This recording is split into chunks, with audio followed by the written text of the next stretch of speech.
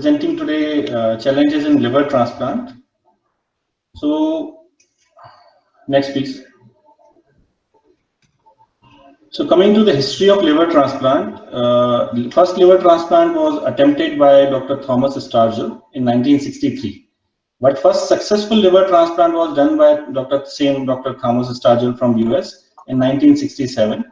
But it was in 1980 when discovery of cyclosporin and UW solution came and the invent of veno-venous bypass, liver transplant became the clinical reality actually. And in 1983, it became the definitive therapy for end-stage liver disease. Next, please. In that era, there was a huge gap between the developed and developing country, I'd say, because transplant was not available in the developing country, and it was doing good actually in Western countries. So it was a big barrier to cross this bridge between Eastern and Western countries, or I'll say between developing and developed countries. So next, please. So first discussion about liver transplant in India was started by NDTV in a program called as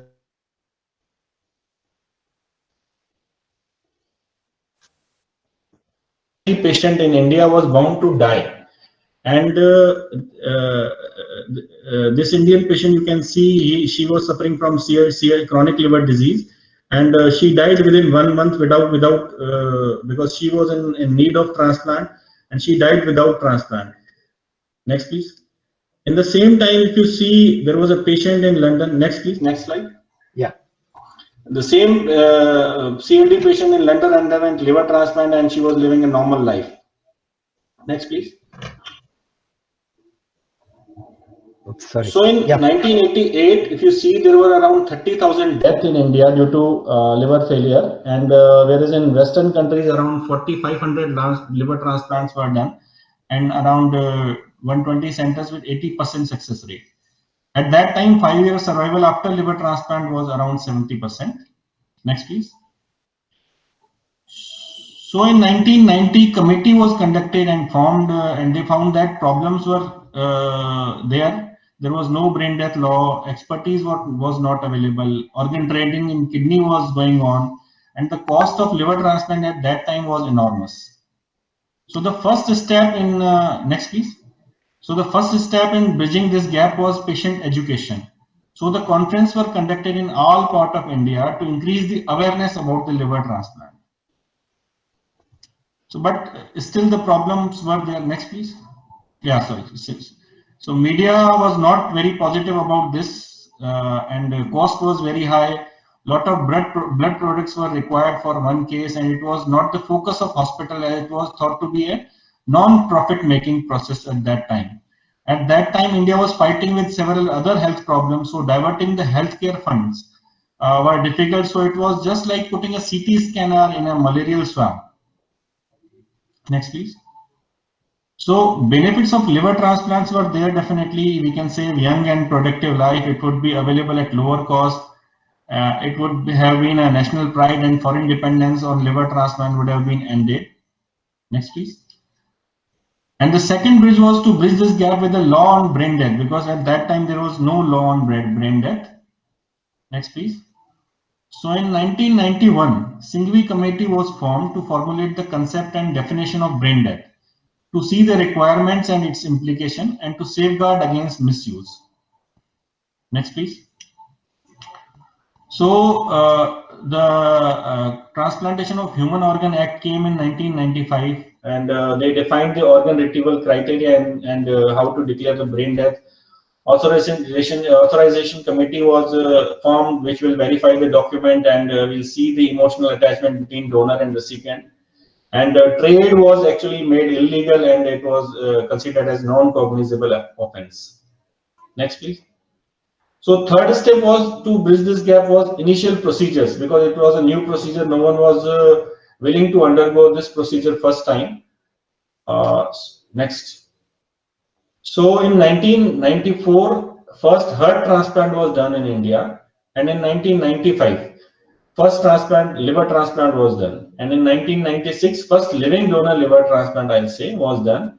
And in 1998, again, these were the few initial transplants. So in 2002, if you see, initial results were not good in last 4 years. So there was a lot of opposition actually from the hospitals, because every hospital was saying the results are not good, so we should stop it. So fourth step, next please. So the fourth step was to sustain the liver transplant program, as results were not good, and initially a lot of opposition was there from the hospital to continue the program. But few hospitals definitely tried hard, and they continued the program. And today, 2020, you can see in 2007 till 2070, in India, 7,400 transplants were done all over the country, and in 2020, if you see the number, it is around 12,000 transplants we have done in India. You can see the situation in 2020. Total number of centers are around 76. Liver transplant procedure was done in 2018. 2019 was 1,497, and in 2020 numbers were 1,454. But it's mainly in the private sector, and majority of these transplants are living donor, and majority of these transplants are being done in Delhi only. And survival at different center, you can see between 0 to 95% nowadays. You can see the distribution of the transplant centers all over India, maximum being in Delhi. And today, liver transplant, next please. And today, you can see liver transplant is the pride of Indian medicines. And we are number 2 in the world in living donor liver transplant. First number is Korea. Next please. So coming to the transplant, which is needed in end-stage liver disease, patient with abnormal liver function who develops decompensation or complications are considered to have end-stage liver disease. And end-stage liver disease in simple terms is also called as chronic liver failure or chronic liver disease. Next, please. End-stage liver disease is the 12th leading cause of death for India for adults in US.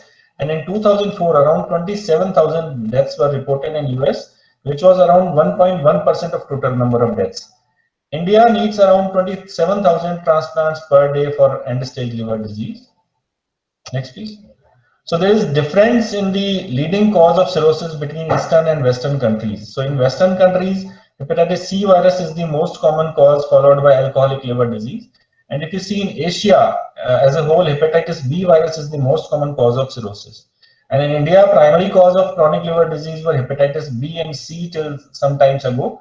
But now again, it is primarily due to alcoholic liver disease and non-alcoholic fatty liver disease. So these are the different type of viruses which can cause liver failure. Some can cause acute liver failure, and some can cause chronic liver failure. So hepatitis A and E are the most common causes for acute liver failure, and hepatitis E is more common in pregnancy, and it can cause acute liver failure. Mode of transmission is by fecal-oral route in hepatitis A and E, while hepatitis B, C, and D can cause chronic infection and lead to chronic liver disease. And mode of transmission in these hepatitis is mainly percutaneous or permucosal route. For hepatitis B and C, effective treatment is also available, and cure is possible with new antiviral drugs. So again, after hepatitis B and C, alcohol is the leading cause. I can say now that this is the most common cause worldwide causing cirrhosis nowadays. And after hepatitis B and C, alcohol is the leading cause of liver failure, and alcoholism is very common in low and high socioeconomic group, although there is difference between quantity and quality. Next, please. A recent study, just before that, please. Hold up, yes. Yeah. So recent study they have published that alcohol consumption is 3 times more common in the youngsters who watch Bollywood movies as compared to those who doesn't watch the Bollywood movies. Next, please. So there are 3 different stages of alcoholic liver disease. That is hepatic steatosis, alcoholic hepatitis, and alcoholic cirrhosis. Hepatic steatosis is called as fatty changes, which is reversible even when it is extensive. But once it goes to cirrhotic stage or fibrotic stage, it's unlikely to reverse these changes. Next, please. So, non-alcoholic fatty liver disease again is the most common liver disease in the world. Presentation of this disease ranges from simple steatosis to non-alcoholic steatohepatitis. Approximately 10 to 25% of these patients will have silent liver disease, and 5 to 8% of these can develop cirrhosis within 5 years of that hepatitis. And 12.8% of these patients with liver cirrhosis will eventually develop hepatocellular carcinoma within 3 years. So, what are the alarming symptoms of end-stage liver disease? Early symptoms can be jaundice, anorexia, fatigue, vomiting. Next, please. Late symptoms comes when chronic liver disease is decompensated or complicated. Symptoms can be ascites, pedal edema, hematemesis, or hepatic encephalopathy. Next, please. When cirrhosis is decompensated, common complications are intractable ascites or spontaneous bacterial peritonitis, hepatic encephalopathy, GI bleed in form of hematemesis and melena, hepatorenal syndrome, and hepatopulmonary syndrome. Next, please. So, what is the survival if patient has decompensation? In decompensated cirrhosis, median survival is around 2 years if patient is having even one complications out of jaundice, hepatic encephalopathy, ascites, or variceal hemorrhage. If patient is suffering from hepatopulmonary syndrome, median survival is around 10 months. If patient is suffering from spontaneous bacterial peritonitis, median survival is around 9 months. And if a patient is suffering from spontaneous bacterial peritonitis, median survival is 9 months again. And in HRS, median survival is 6 months. Next, please. So, when the patient with chronic liver disease should be referred for liver transplant? Patients who are too well should not be transplanted. Likewise, transplant of the patient who are too sick is associated with poor outcome. So, it should not be done in very sick patients, and it should be done in selective patients who are not that sick. So, this transplant should be performed at a time point where the patient is expected to have greater survival with the transplant than without transplant. Next, please. So the original designation of disease severity for chronic liver disease was based on the CTP score system, which is now superseded by a model of end-stage liver disease simply called as MELD score. Next, please. So CTP includes 5 clinical and biochemical parameters, which includes hepatic encephalopathy, ascites, bilirubin, albumin, and prothrombin time. And child class can be divided into A, B, and C, and depending on the score, if the score is 5.5 to 6, then it's called as child's A. If it is 7 to 9, it's called as child's D, and if it is class C, then it point should be 10 to 15. And CTP score of more than 10 or child C itself is an indication for liver transplant. Next, please. So thus the current MELD score used in liver transplant includes 3 parameters: serum bilirubin, INR, and serum creatinine value. And MELD score of 14 is 14 or more than 14 is indication for transplant. Next, please. So you can see liver transplant is a life-saving procedure for end-stage liver disease, and liver failure can be acute or chronic. And currently, 1 year patient survival after liver transplant is 85 to 90%, and 5-year survival rate is around 75%. Next, these are few celebrities who underwent liver transplant. Steve Jobs was a big shot, and he underwent pancreatico. He had pancreatico neuroendocrine tumor and underwent Whipple's in 2004. And he underwent liver transplantation for neuroendocrine secondaries, and ultimately he died. And second is the Barcelona defender, Mr. Eric, who underwent liver resection for hepatocellular carcinoma in 2011, and he had recurrence, so he underwent salvage liver transplant for HCC recurrence in 2012. Next, please. So source of graft can be from deceased donor or living donor. In deceased donor donation, it can be after brain death or after cardiac death. In living donor, you can take different graft depending on the patient's recipient's age and weight. It can be right, left, or left lateral lobe. Next, please. In deceased donor liver transplant, whole graft is implanted after removing the liver of the patient of the end stage liver disease. But you can split one liver also. Right lobe with the right extended lobe can go to adult recipient, and left lateral lobe you can transplant any pediatric recipient. In living donor liver transplant, part of liver is taken from the donor and implanted in recipient after recipient hepatectomy, and the remaining liver in donor and implanted graft in recipient regenerates between 3 to 6 weeks. Growth is more functional than anatomical. So coming to the indications of transplant, it's mainly end-stage liver disease, either decompensated in form of hepatic encephalopathy, ascites, variceal bleed, or SBP, or side effects of liver disease like hepatopulmonary syndrome, development of HCC, muscle wasting, and increased osteopenia. These are the contraindications for liver transplant. Few are absolute contraindication like acute active infection, spontaneous bacterial peritonitis, pulmonary hypertension, extrahepatic malignancy, active alcoholism or active substance abuse, and if patient is non-compliant. There are few relative contraindications which are multi-systemic organ failure, patient with chronic renal failure, but these patients are actually candidates for combined liver kidney transplant. Larger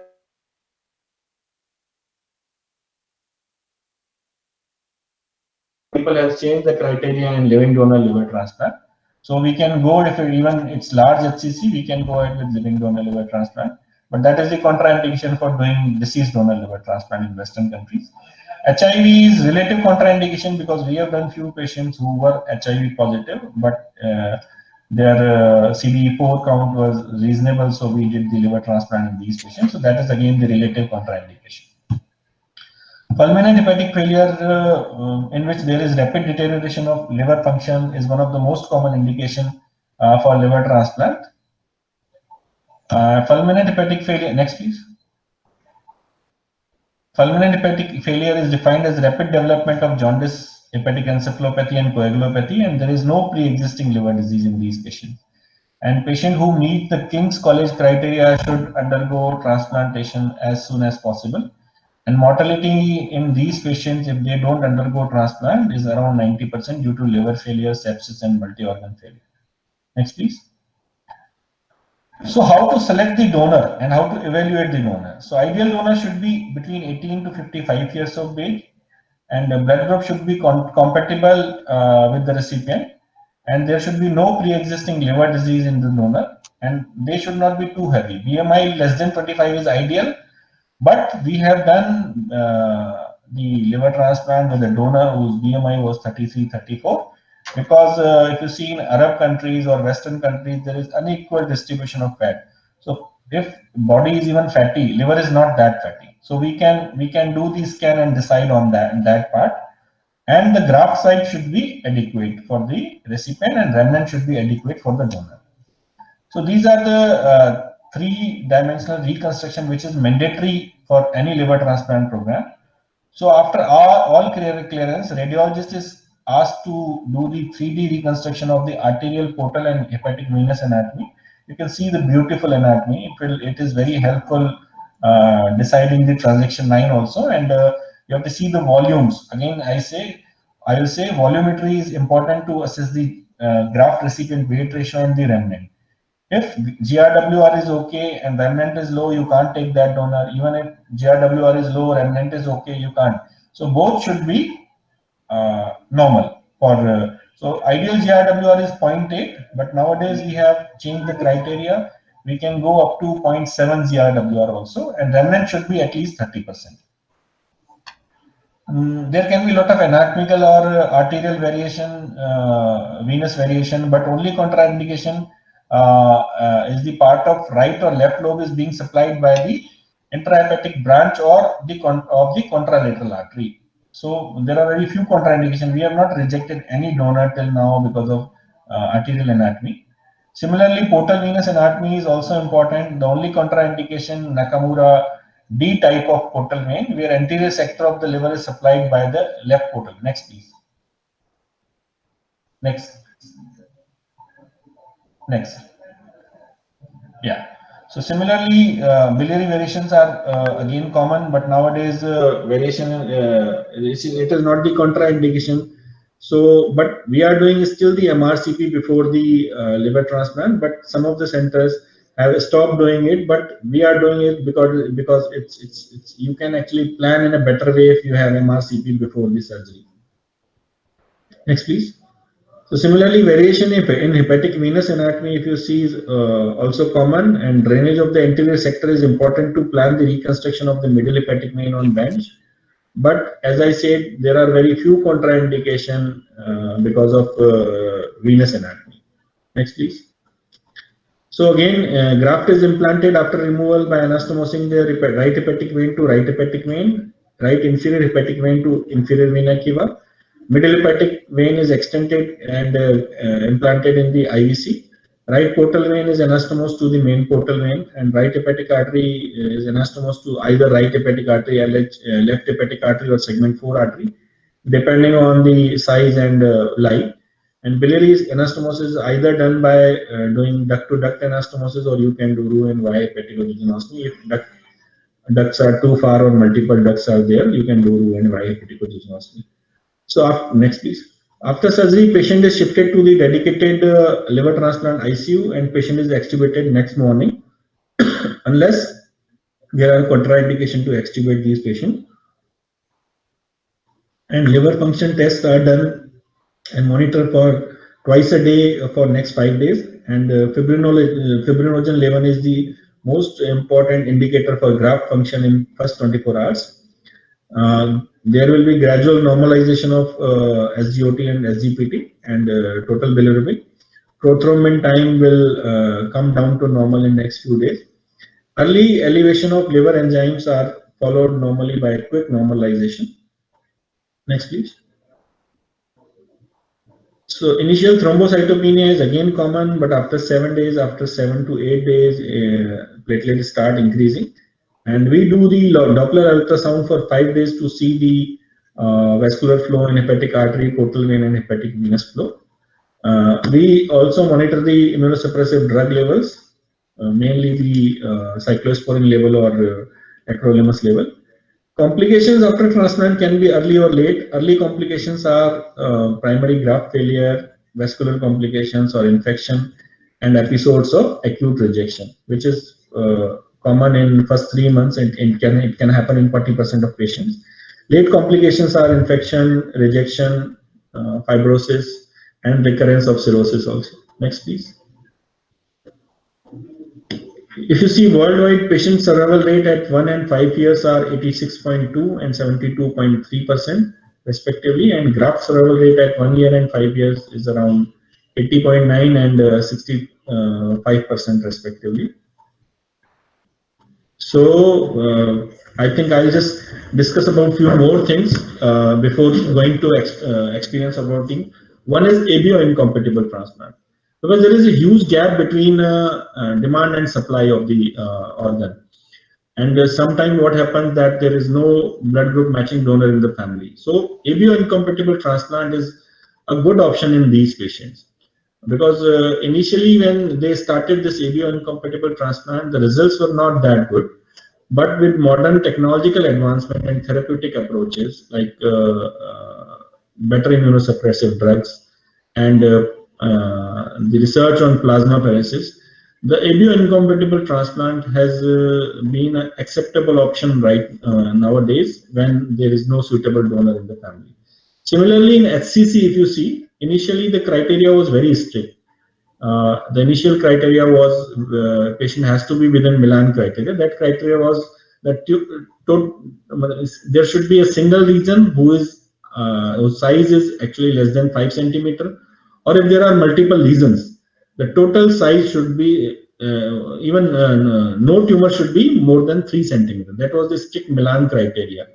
But nowadays with living donor liver transplant, there are a lot of criteria which has extended. But if you see within Milan criteria, 5-year survival was a very good thing in that. It was around 85%. But with extended criteria also, it's around 68%. So with living donor options, we are doing more and more advanced hepatocellular carcinoma. But we have to rule out the extrahepatic malignancy, and his AFP level should not be more than 1000. Next, please.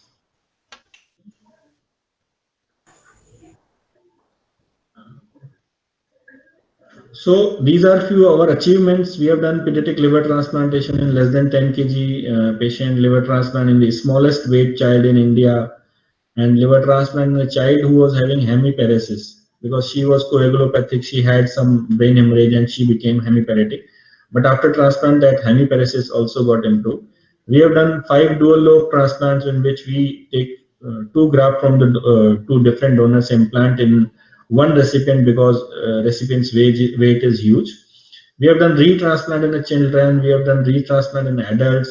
We have done living donor liver transplant in strongly positive cross-match patient. We have done ABO incompatible transplant. We have done transplants in HIV positive patients, and transplant we have done world's first transplant involving the removal of cardiac tumor along with liver transplant. This is the picture. These are the pictures of dual lobe transplant. We have done such 5 such cases. This is the pediatric transplant we have done in a small kid, and we have reduced the left lateral because this graft size was very huge for a 5-month old patient. So we reduced it in the inside the donor first, and then we removed this. You can see how we have reduced the graft. This is again after implantation in pediatric patient. You can see the graft. And we are a believer of cosmetic donor hepatectomy now. Next, please. Next, please. So this is how we have reduced it. Next, please. So this is the after once we have removed the graft and we have done the reduction. You can see how much we have reduced the graft. Next, please. This is after the implantation in pediatric patient. Next, please. This is after implantation. We have reperfusion. You can see the normal color of the liver. Next, please. So we are, as I was telling you, we are the believer of cosmetic donor surgery. We do all type of open donor hepatectomy, lab donor hepatectomy, and robotic donor hepatectomies. So you can see these are the donor who one is the famous Mongolian model, and second donor that you can see he made 6 packs abs after the donor hepatectomy. You can see change in his health, but but this was after he was very afraid of being a donor. But you can see change in his health after the donor hepatectomy. He is living normal life with 6-pack abs.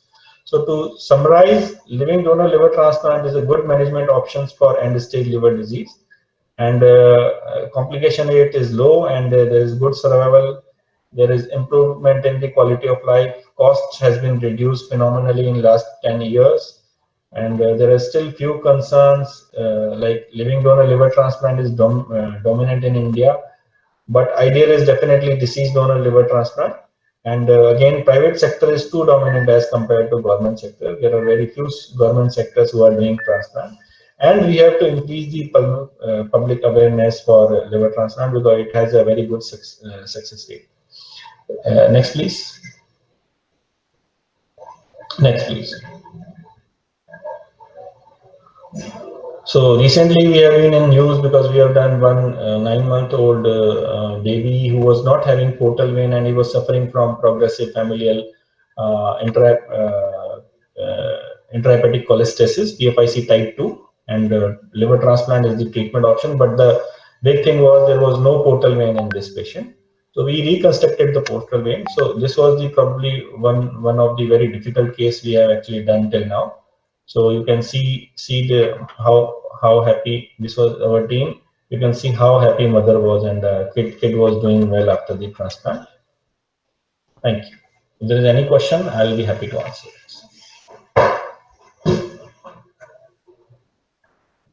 Thank you, Doctor, very much for your quick presentation. There were many terms which, as generalists, we don't understand. But I have 1 or 2 questions. You said that when the liver is transplanted, the growth is more functional than anatomical. Yes. So Can you explain? So even if it is not growing anatomically, you are telling that functionally it will imbibe the Yes. functions of full liver?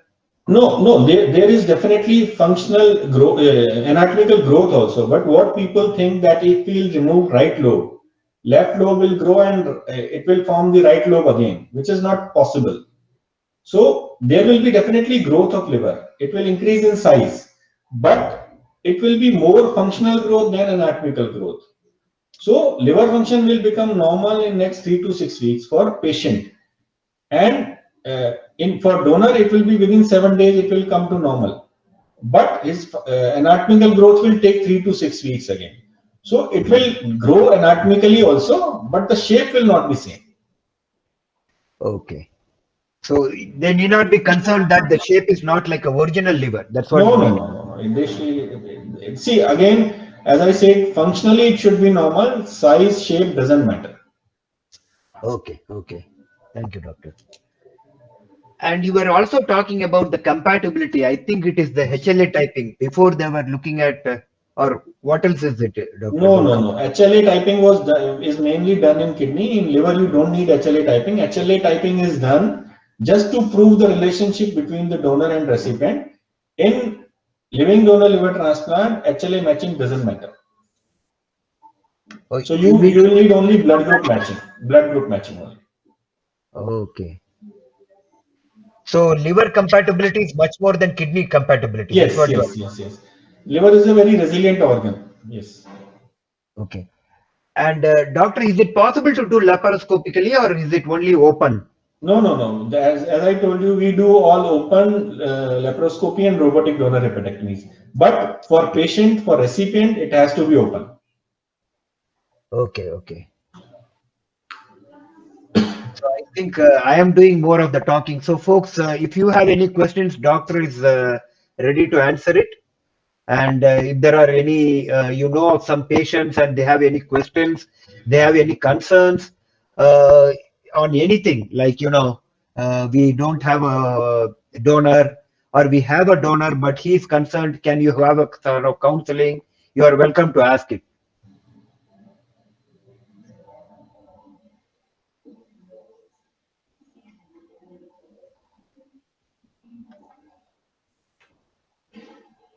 Folks, is there any questions from the audience?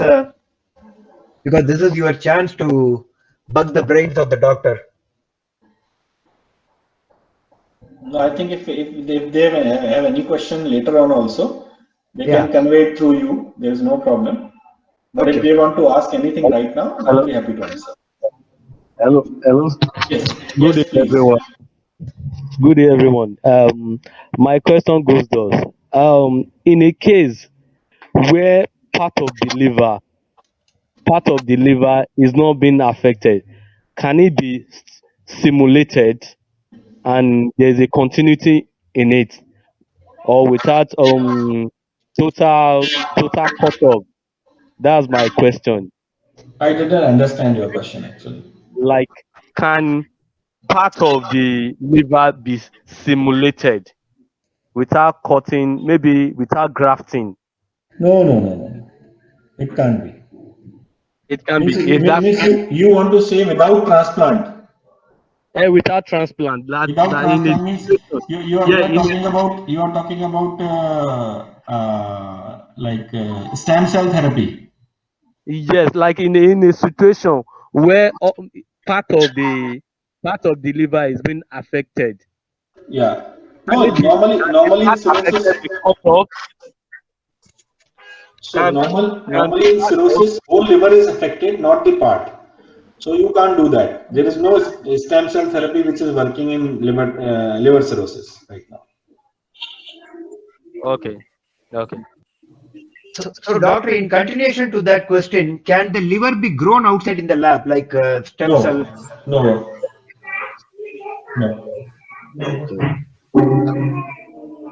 I don't know about future, but right now it is not possible.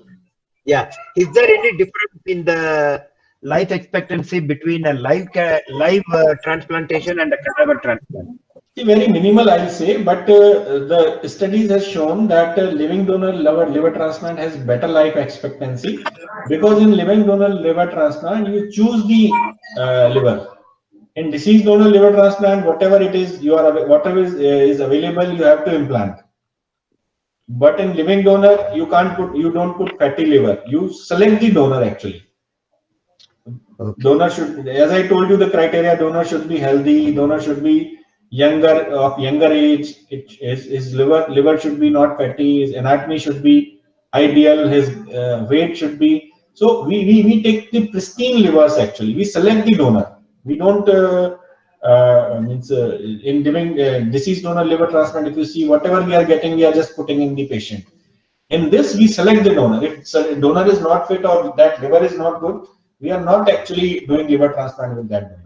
So life expectancy is definitely slightly better in living donor liver transplant as compared to deceased donor liver transplant.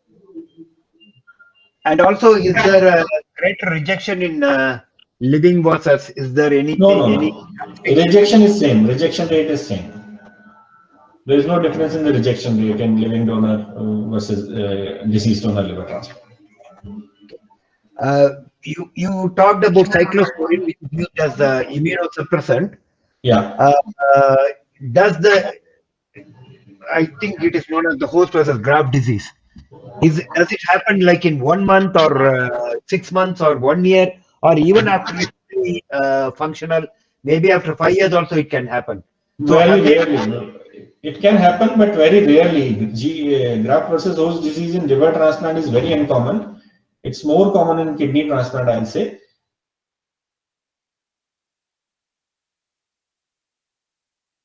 I have seen around 12, we have done around 1200 transplant, but this we have seen in only one patient. So it's very rare, very, very rare. Okay. So folks, do you have any question? Because I am keeping on talking. I know there must be some people who are having questions, but who are reluctant to bring it out. This is your opportunity. I see Dr. Matlab is also there. Doctor, do you have any questions? Yeah, So go ahead. I have a question. Hello, Dr. Abudeba. Yes, doctor. Good evening, sir. Very nice presentation from Bangladesh capital, Dhaka. Thank you so much. Welcome, doctor. I'd like to ask you, Roxanne, why hepatic angioedema? Please discuss about something about it. A little bit, please. Yeah, please. Please tell us about hepatic angioedema. See, we are doing very rarely in liver transplant when there are multiple ducts or the recipient's duct is not good. At that time only, or in pediatric patients, we are doing hepatocystoscopy. But it's very less number. It's in very less number, I'll say, overall. So, do you want to ask anything specific about the Roux-en-Y hepatocystoscopy? About pediatric patients. Yeah, in pediatric patients, tell me about pediatric operations for pediatric patients. In pediatric patients, normally we do hepatocystoscopy because most of these patients are having biliary atresia. But if they are not suffering from biliary atresia and duct is normal, we can do duct-to-duct anastomosis also, depending on the size of the duct. But for pediatric then you have patients, to do the head scan first. Am I right? See, that is for diagnosis of biliary atresia. It's not Yes, sir. for liver transplant. Yes, for diagnosis of biliary atresia, we are doing a HIDA scan, definitely. And most doctor, of the thank you so much. Thank you very much indeed from Bangladesh capital, Dhaka. Thank you so much. Thank you. Yeah, Shika, you had a question. Please go ahead. Yes, sir. Hello, everyone. So the question is, I have read it and also heard that even after a successful liver transplant, the patient only survives for 5 years. No. I can show you my patients who are living since 12 years at least. And in worldwide, if you see, there are follow-ups of 30 to 40 years now. So it depends on the age of the patients also. And fitness of the patients also. Okay, thank you. Doctor, is there any cutoff age, like beyond this age, we don't recommend or we don't do? See, as I told you, it depends on the fitness of the patient. In living donor, you can't deny if patient is fit, they are having donor and they have money. So in living donor, what we have done till now is maximum age is 76. In deceased donor, if you see, go to Western countries, they are doing transplants with 90 years of age also. But that is for deceased donor. In living donor, definitely there should be some cutoff because you can't take the risk in the donor as well as recipient both. So if patient is fit, so we have done at maximum age is around 76. And if patient is fit, they are willing, donor is available, and money is not the problem, then I think we can go up to any extent. But if you'll ask me, my cutoff is 75. Okay. You were talking about Steve Jobs. I thought that he had pancreatic cancer, not. He had pancreatic cancer. He underwent Whipple's procedure, but ultimately he had recurrence in the liver. So he had neuroendocrine tumor of the liver. For that, he underwent liver transplant. Wow. Okay. Hello, sir. Yes. Sorry. Oh, doctor, I want to ask this. After transplant, Yeah. is there any tendency that the patient can still have a failure? That is called as chronic rejection. So yes, there is a possibility of around 5 to 7% that he can have chronic rejection, but that will happen after 5 to 6 years, not immediately. Immediately, usually what happens is acute rejection, which is treatable actually. Okay. Okay. Thank you, doctor. Doctor, in the end, you were talking about MRCP. Yeah. So can you explain it a bit? See, MRCP usually is done to see the anatomy of the biliary tree in the donor. Because you have to plan how you are going to do the biliary reconstruction in the recipient. So you can see on the MRCP that there are 2 ducts, there are 3 ducts, there is single duct. Single duct is definitely easy. If there are 2 ducts, you have to take the recipient's duct higher on, so you can get the 2 openings. And if it is multiple openings, then you have to do the hepaticojejunostomy, which I think someone was asking right now. So in that case, you have to do the Roux-en-Y hepaticojejunostomy. That is the only possibility in that. So you can do better planning. You can do better planning with MRCP in patients. Okay. And you also told that there are cases where you have done 2 donors and 1 recipient. Yes. Wouldn't it be totally different because one donor may have a different anatomy and the other one may have a different? Yes, I understand. I agree with you. But this dual lobe transplant is mainly done when recipient or patient is heavy, means his weight is very huge, and one liver, one part of liver, means right lobe or left lobe is not sufficient for him to survive. So then what we do, we take 2 donors from the family or relations. In one we take normally right lobe, in other we take left lobe. Yes, it's a difficult thing. It's a long procedure. It takes around 18 to 20 hours. But we have done successfully in 5 patients. Everyone survived because in these patients, if you go ahead with single lobe, that is not the good option for them. They will not be able to survive that procedure. So it's done rarely, but that is the another option if patient is heavy or his weight is very high. Okay, doctor. Doctor, is there any risk for the donor? Have you seen any fatality after the donor has donated? See, touch wood, whatever I have seen till now, it's around 1200 transplants we have done. There is no mortality till now, but worldwide, if you see, there has been some reports of donor mortality. So what we explain to the donor is that around 0.5% chances will be there that he can have mortality. So out of 1000, if you consider, 5 donors will have risk to life.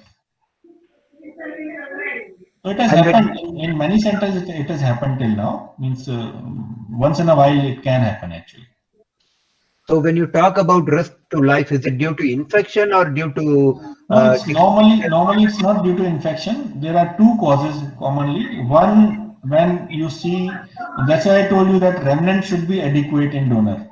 whatever you are leaving in donor, that liver should be adequate for the donor. So what happened, that is sometime misjudgment because of radiology. We do normal volumetry. It's misjudgment in the volumetry. So that volume is not sufficient for the donor. That is the most common cause. Second most common cause is bleeding, because there are a lot of vessels which you have to cut, we have to tie. If some tie will slip, he can have bleed. So these are the two common causes. One is less remnant, and second is bleeding. Okay, okay, thank you, doctor. But still, what we do workup of the donor very extensively. If there is slight increase in the risk for the donor, we usually reject that donor.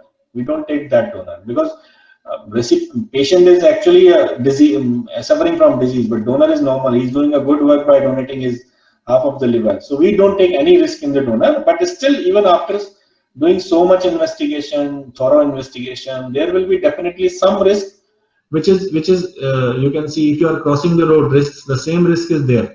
If you are sitting in your house, there will be earthquake, you can die in your house also. So 0.5% risk you take when you are walking on roads, you are crossing the roads, you are traveling, you are sitting at home. So for donors, it will be similar risk, even after extensive evaluation.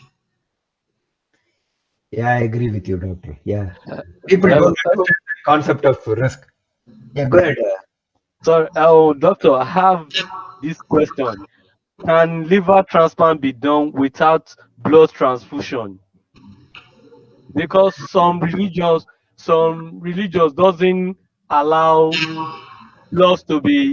other person's blood to be used on them. See, truly Did you speaking, understand my question? Did you understand my question? Yeah, Can liver transplant be done I without understood. blood? Okay. Yes, I understood your question. So, truly speaking, we have whatever we are doing in liver transplant, our 60% patients will not need this blood transfusion during or after liver transplant. But that will depend on the patient's hemoglobin, one. Second, how severe is the disease in the patient. And still, we cannot assure that we will not do the transfusion, because if hemoglobin is 7, we have to transfuse. So we cannot assure them, but I can say if they have less severe disease, if their hemoglobin is high, so in these patients, yes, it's possible to do it without transfusion also. And truly speaking, our 60% patient doesn't need blood transfusion. Okay, fine. Thank you. Doctor, Yeah, I wanted to ask you one question. yeah. Can female donate liver to a male? Yes. See, truly speaking, if you see, around 80% donors are female, because either the wife donate or daughter will be the donor, and I have seen very few sons who are donating actually.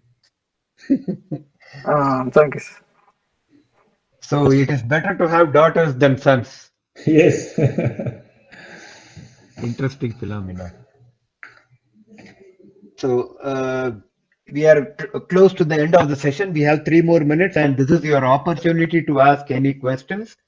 So folks, please utilize this opportunity. Is there any other questions?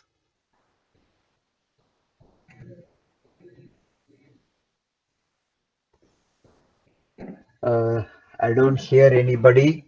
So, doctor, it was a very interesting evening. Thank you for spending 1 hour. And I know that it's not just 1 hour, because to give this 1 hour presentation, in the background, you would have worked for a few hours to make this presentation. So I really appreciate your time and your efforts. And if any of the folks are coming to us with any requirement or consultation on liver transplant or treatment, we will send it to you. Sure. Doctor, one last question. What is the benchmark? I know you cannot tell what is the exact cost. What is the benchmark figure for a liver transplant in India, and compare it to some Western country like, say, US? UK has NHS, so it's not a private thing. But again, they do private also. Yeah. Can you give us a benchmark figure, please? See, if you see in US, the cost is around $1,20,000. In India, we are doing it in $30,000 at our center, I can say, but different centers are doing in huge cost also. But in our center, it's around $30,000. Wow. If you can find a hospital in US which does at 120,000, please tell me, Yes, doctor. yes. Because I don't, we took a statistics, it is not less than 500,000. For bone marrow transplant, it was Mayo, so Mayo is the top end. We sent an inquiry. They said first deposit $250,000. Then after the patient is admitted, we will tell you how much it will cost. So they don't really give a figure at all. They just try to gouge you.